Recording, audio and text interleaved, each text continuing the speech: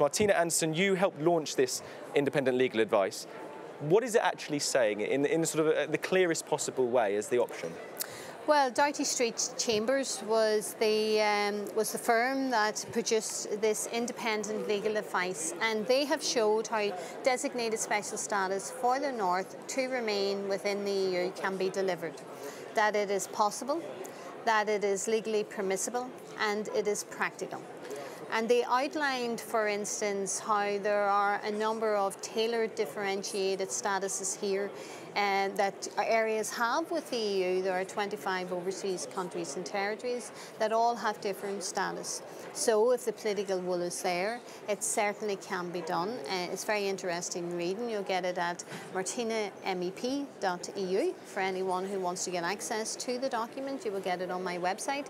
And it is a document that quite clearly lays out that it is crucially important for the North to remain in the single market and the custom union, that we need the same regulatory standards across the island, and that the rights and protections that have been built into the Good Friday Agreement, that they are upheld through the Charter of Fundamental Rights. Fortunately, last night we've seen that being voted down in Westminster in the British withdrawal bill. Yeah. In terms of this idea of special legal status, just explain it in sort of terms which everyone can understand. What does that actually mean? Because something like that can be quite obscure to sort of those who haven't. It's not obscure. It means that the Brexit tsunami that is going to wash over Britain does not come near the people of the north of Ireland. That takes into account the fact that in Ireland there is a thing called, something that wasn't really discussed coming up to the Brexit referendum, the Good Friday Agreement. The Good Friday Agreement is an international document. It is lodged at the United Nations, and it affords a different framework for Ireland, for the north of Ireland, than the rest of Britain. And when the special legal status, this would allow Northern Ireland to remain part of the UK, but also remain inside the European Union. So this is where this sort of special element to it. Yeah. That's what makes it different. This is not Irish unity, which is always which is also provided for within the Good Friday Agreement. This is respecting the principle of consent, which was very hard for Irish Republicans to come to that point 20 years ago. The south of Ireland had given up its Article 2 and 3 constitution, which was its legal territorial claim over the north of Ireland, in order to arrive at the point that the principle of consent would be taken into account. Well, the people of the north of Ireland did not consent to Brexit, and that has to account for something. I mean, you mentioned it, Irish unity. Now, obviously, special status for Northern Ireland, Ireland somehow remaining in the EU, but also being part of the United Kingdom. You're looking like as if that's strange. You're not taking into account Denmark. The Kingdom of Denmark, there is a place called Greenland, and Greenland is not in the EU where Denmark is. So this could be Denmark reverse, where you had Britain not in the EU, not in the custom union, not in the single market, but the north of Ireland in it, because you cannot do anything that is going to undermine or damage the Good Friday Agreement. In terms of you cannot put a border in the heart of Ireland.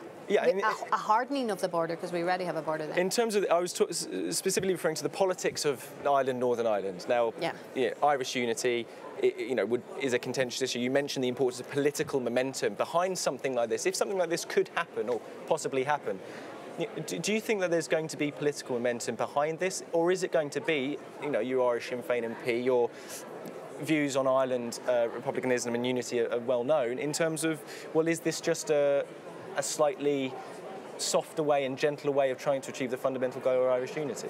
Well, I have fought for Irish unity all of my adult life, and I will continue to do so. So let's not try and say that I'm in some way trying to be underhanded here. I'm quite clear. I think the partition of Ireland was a disaster for Ireland, and Brexit has been the consequence of that partition. That said, be very clear, this is not just a Sinn Féin demand. In Leinster House, there was a majority vote in the Dáil for designated special status for the North to remain within the EU. The majority of the parties in the north of Ireland support designated special status for the North to remain within the EU. Council after council across the island and in the north of Ireland have passed motions to show how designated special status is what the people are demanding and calling for. And what this legal advice is showing you is that it can be delivered. It's not just some kind of a harebrained notion. This is a document that proves that you could have Greenland reverse with regards to the north of Ireland. You could have Cyprus reverse, or what's called the German model, and of course all of that is contained within the Good Friday Agreement to allow for Irish unity. And just finally, this obviously has to go through the UK, and the UK have to be accepting and open to this concept. Do you think, or have you had any conversations already that would give any indication that this is something which is being taken seriously by the UK government and seriously by the UK negotiating team? Well, let's face this, when anyone who looks at the British government at the moment, it's hard to take them serious, let alone.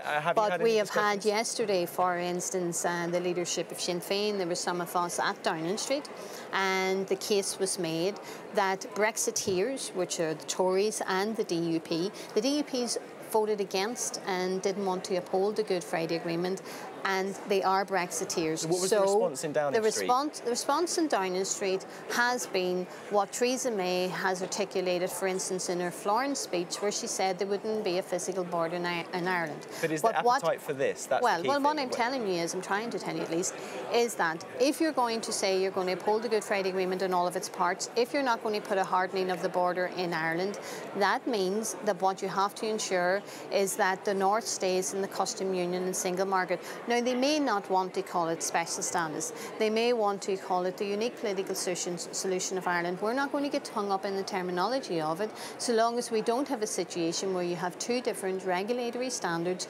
operating in Ireland, and that you don't do anything recklessly and carelessly to damage the peace and political processes that we have fought hard for and got to where we are today.